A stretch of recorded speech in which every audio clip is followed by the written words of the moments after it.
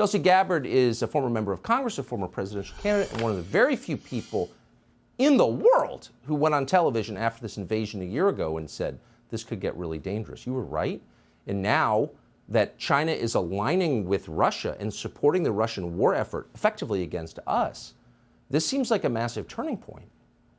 Well, you heard it from Zelensky himself talking about the consequences of World War III. The thing is, he has made very clear that that's where he thinks we are already, that we are in World War III. Ukraine is the tip of the spear.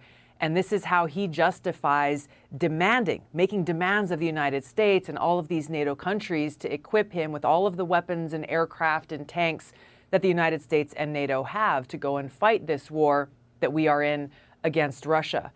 He is doing everything that he can to bring us and NATO into this war, directly into conflict with Russia. You remember when their Ukrainian missile defense system unfortunately had a missile that went into Poland and killed 2 civilians on a farm. What did Zelensky say? His very first thing, first person on camera saying, hey, this is a direct attack against a NATO ally. U.S. and NATO, you must go and attack Russia. The scary thing to me, Tucker, is to hear people like Zelensky, to hear Democrats and Republicans in the United States Congress and Biden administration officials speak so calmly and with a straight face about World War III. Exactly. How would it be won? How would we respond to the use of tactical nuclear weapons? What are our options in this battlefield? Forgetting what Ronald Reagan said when he said a nuclear war cannot be won and therefore should never be fought. This World War III, this path that we are on, unless we change course, it will result in nuclear war. You've all of the nuclear-armed countries in the world on this path towards a head-on collision. May I just ask you a really quick question? So Zelensky, who I think this country has borne with great patience, actually, for the last year, has repeatedly said, I've got a border dispute with my neighbor, Russia. You live thousands of miles away. You're not connected. But because of that border dispute and their invasion of the eastern half of my country, your whole family could die, and I'm okay with that.